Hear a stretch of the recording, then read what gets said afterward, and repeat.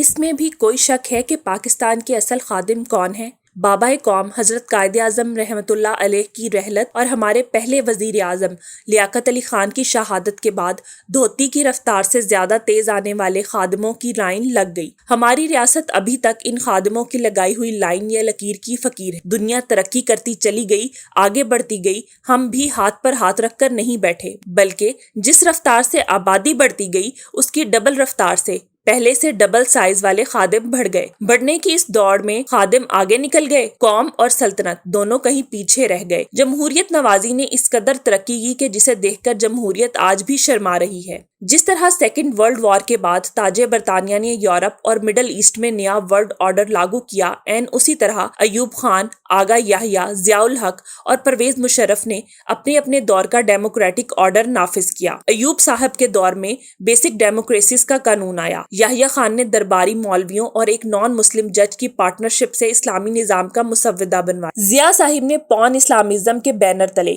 ملک کو فرقوں کے متحارب لشکروں، لسانی تنظیموں، گروہی اور علاقائی گروپوں کو لیز پر دے دیا۔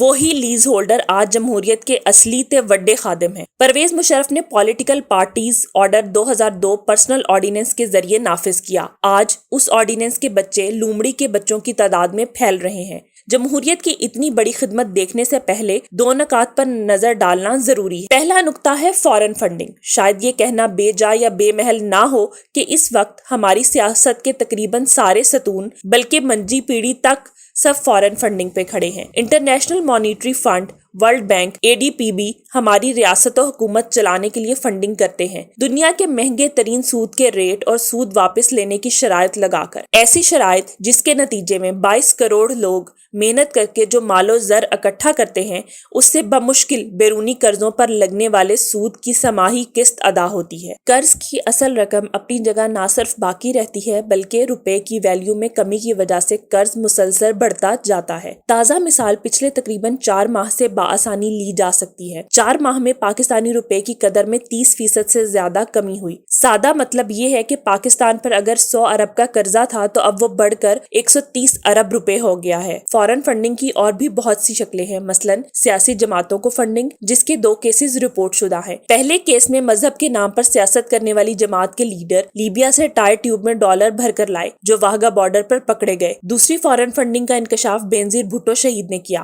بعد میں یہ فنڈنگ کئی کتابوں کا مستقل باب بن گئی۔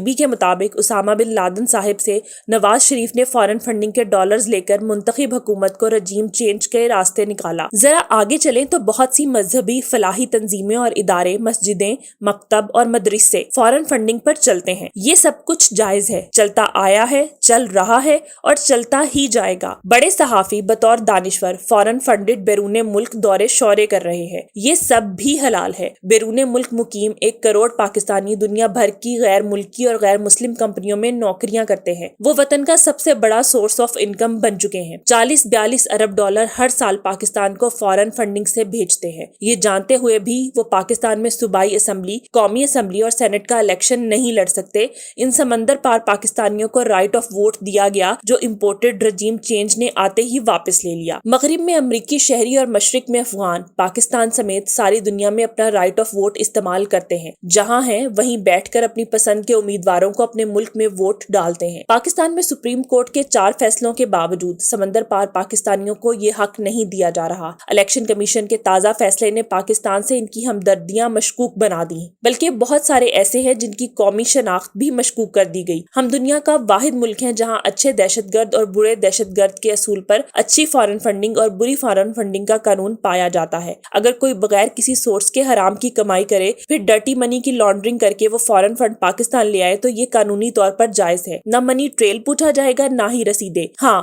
اگر امریکہ، چین اور بھارت کے بعد دنیا کی 6ٹھی سب سے بڑی سیاسی جماعت کو بیرون ملک مقیم پاکستانی چندہ دیں، اس چندے کا سورس اور منی ٹریل دونوں ڈکلیئرڈ کر دیے جائیں تو بھی یہ طریقہ حرام ہے۔ فارن فنڈنگ کا بینڈ بجانے والے ڈھولچی اب اپنی گول پوسٹ بدل چکے ہیں۔ فارن فنڈنگ کے بجائے ممنوعہ فنڈنگ کہہ کر پاکستان میں موجود پاکستانیوں کو اور ان کی بیوی بچوں کو غیر ملکی قرار دے رہے ہیں۔ ہم وہ واحد ملک ہیں جہاں پی ٹی آئی کے علاوہ کسی اور جماعت نے ابھی تک نہ سورس آف انکم بتایا نہ ہی فنڈز وصولی کی رسیدیں دکھائی۔ دوسرا نقطہ ہے کھلا تضاد۔ پی ٹی آئی کے خلاف فارن فنڈنگ کا ڈرامہ مشرف والے پی پی او کے تحت شروع ہوا۔ اس قانون کے نتیجے میں بنائے گئے رولز میں رول نمبر 4 فارن فنڈنگ سے متعلقہ ہے، جس میں ہر سیاسی جماعت کو اسٹیٹمنٹ آف اکاؤنٹ سبمیشن کا پابند بنایا گیا۔ 7 کنسالیڈیٹڈ اسٹیٹمنٹ آف اکاؤنٹ جو چارٹرڈ اکاؤنٹنٹ کی آڈٹ شدہ ہو جمع کرانا ضروری ہے۔ آڈٹ شدہ رپورٹ کے ساتھ پارٹی لیڈر سرٹیفکیٹ جمع کروائے گا۔ یاد رہے بیانی حلفی کی نہ کوئی شرط ہے نہ کوئی بیانی حلفی عمران خان نے ایسی اسٹیٹمنٹ کے ساتھ جمع کرایا۔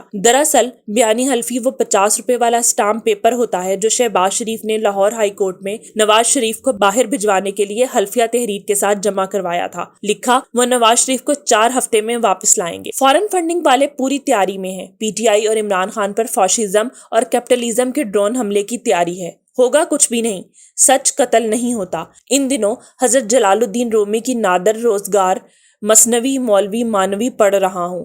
دفتر اول میں ایک فارسی شعر یوں ہے: برسمائے راست ہر کس چیر نیست، تامائے ہر مرغ کے انجیر نیست۔ سچی بات سننے پر ہر شخص قادر نہیں، انجیر ہر حقیر پرندے کی خوراک نہیں۔